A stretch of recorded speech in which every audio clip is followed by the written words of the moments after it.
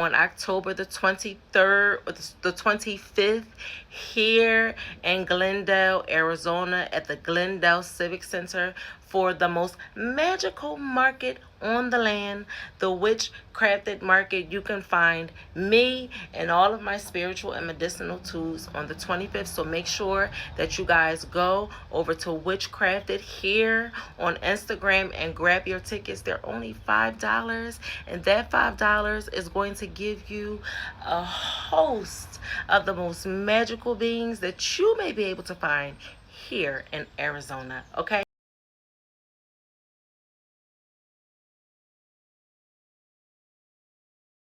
The United States was funding an illegal war in Nicaragua, and drug smugglers were sending cocaine to the U.S. on U.S. planes.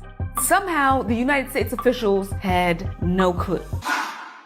Whether the United States actually loaded up the planes with cocaine, or whether they just kind of turned their backs, right, and let the planes take off and go to the United States to land, the United States knew that at the very least that cocaine was being flown in and just ignored it. And by the way, our lab was the one who discovered the crack epidemic, and we discovered crack 13 years before the word was even introduced into the lexicon.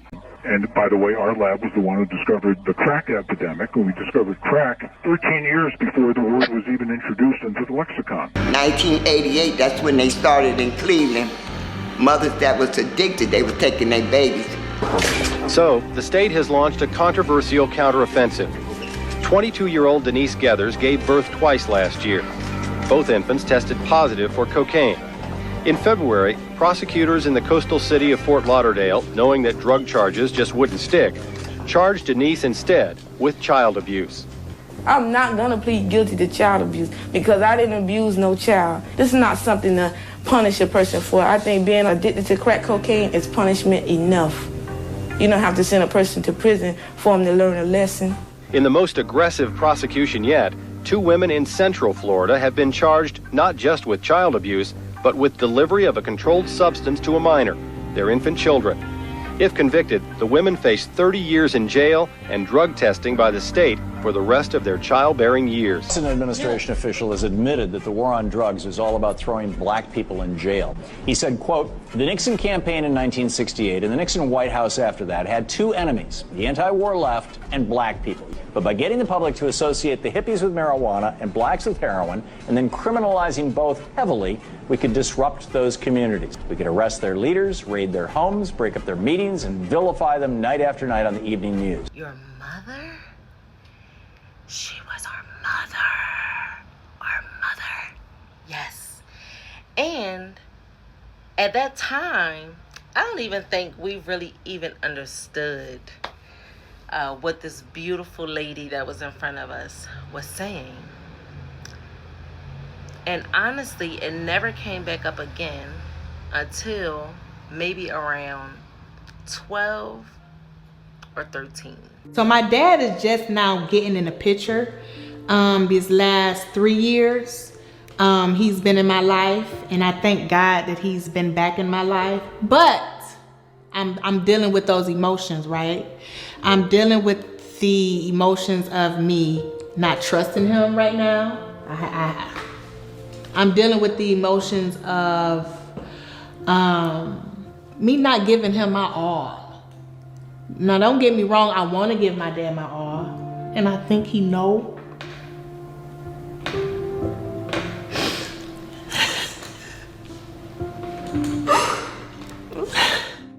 I think he see my resentment, and I don't want to resent him. Think about that. America was quicker to flood our streets with crack than to provide resources for addiction recovery. More than an individual problem for the user. They affect us all in one way or another, and they especially affect the families of the people who use them. In some black families, grandparents have shouldered much of the burden. The grandparent has long been a central figure in black families, often providing a vital economic benefit and a source of housing for several generations. They have also served as substitute parents to their grandchildren, while their adult children were off at work. Today it's different. Crack cocaine has forced some grandparents to assume new responsibilities. They must care for grandchildren whose parents have become crack addicts. It's a tough task, as Ginger Casey reports. I feel like, just don't feel like I'm all by myself, just me and my baby brother, all in the world by ourselves. Like nobody there to take care of me. Like I don't even have a mother. I feel scared.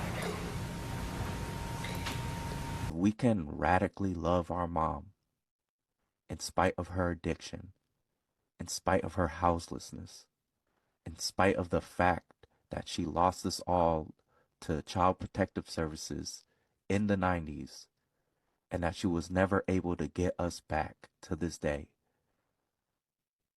In spite of all that, we still choose to love her, and we still choose to show up for her. And I tell my brothers and sisters, the same way I love Mom this radically and this unconditionally is the same way I love every single one of you. Especially because we were foster children and we didn't have our parents. All we had was each other. And I remember how unloved I felt and how unworthy of love.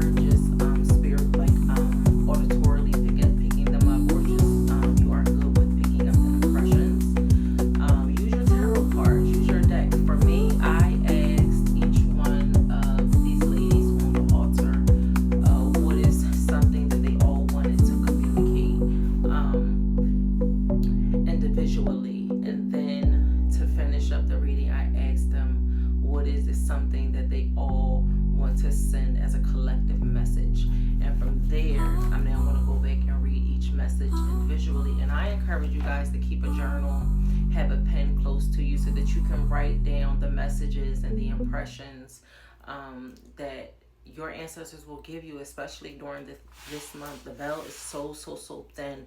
We don't have to beg for the veil to be thin. The heavens are open.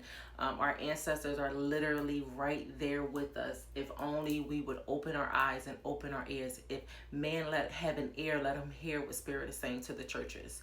Those churches, those guides are your ancestors. They're your spirit guides. And so if you have an ear, sit in the posture of listening.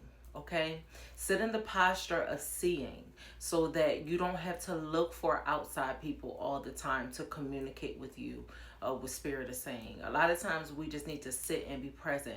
Build your altars. Okay, make sure that you have your waters. Find out the things that your ancestors loved. You know, find out the traditions that are present within your own lineage and in your own bloodline, and then find a way to take those rituals, because that's what they are. Those of you who have been with me for a long time, you will hear me say often that everything is ritual, from the brushing of our teeth every day to the brushing of our hair to the washing up and the cleansing of the body. All of these things are rituals. And when we understand and get a better understanding that in everything and in every place ritual is happening, we'll start to take a little bit more time and be a little bit more careful and cautious about the rituals that we engage in, and we'll get a lot better with curating rituals that work for us interpersonally. You know, something that may work for another person as it relates to the things of spirit and their ancestors may not necessarily work for you and your ancestors. And so the only way to find out these things is to sit with your people, build your altars. Don't be afraid to sit down with your ancestors, to give them coffee, to give them their favorite things, okay, and to engage and to sit and talk with them. It doesn't have to be this hocus pocus thing. It can be something as simple as you and I sitting down, having this conversation in front of my ancestral altar during Hoodoo Heritage Month. And so I hope that this month will really encourage you guys to get hands-on with your spirit team and with your ancestors, especially before you go to any of these gods, these demigods, even your spiritual team. Before you go to any of the energies and the spirits that you feel connected to, I keep turning because I keep hearing my candles talk.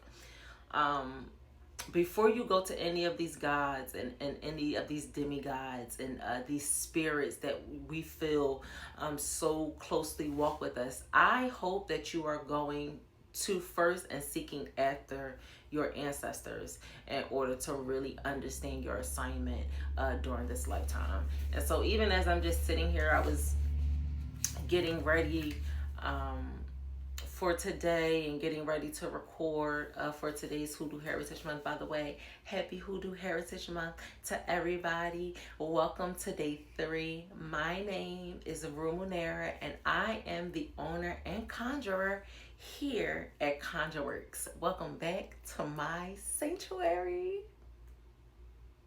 Okay, so as I was sitting here getting ready and just getting things in order,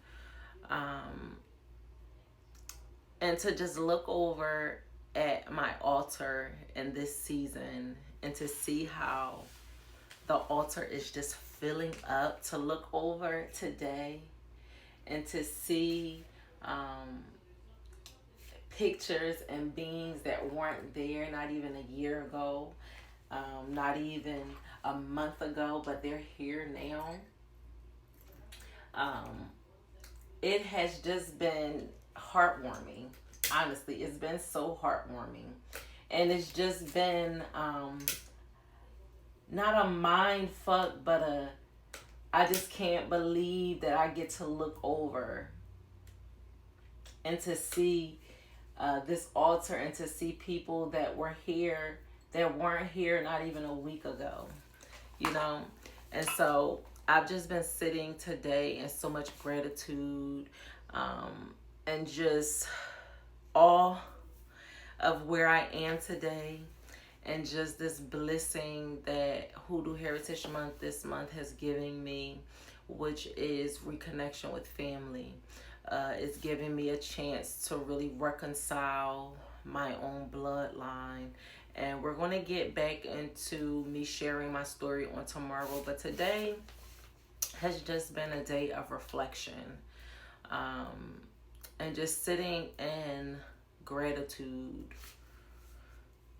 for this journey that I'm on. And there's been so many points, you know, during my walk with spirit that have been so confusing and just so, at times, that I feel misaligned. I felt off purpose, and I feel like things are finally starting to make sense and come together. And so today, on day 3 of Hoodoo Heritage Month, I invite you to sit in gratitude and to sit in reflection of and for the things that you may not even had last year, for the people that you may not even had last year. And if you are still in search, especially if you are on this adoption journey, and you are still in search for the things that you need and that are most truest to yourself, that will help you to identify the missing parts of you, I encourage you to keep going, because the answers that you seek are seeking you too. And so until tomorrow, you guys, happy Hoodoo Heritage Month, and I'll see y'all on the other side. Peace.